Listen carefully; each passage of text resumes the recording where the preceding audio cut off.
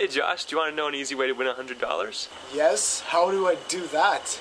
Well, Commonplace Eco Village is holding a contest called Eco Go Niagara, where you get the chance to show you and your friends riding places using eco-friendly transportation, such as biking, skateboarding, rollerblading, or anything that doesn't pollute our planet.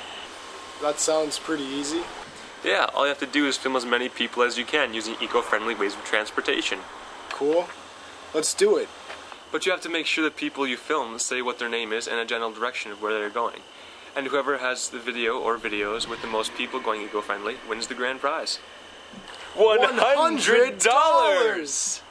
All you have to do is upload the video to YouTube, then send the link to the Commonplace Eco Village Facebook page.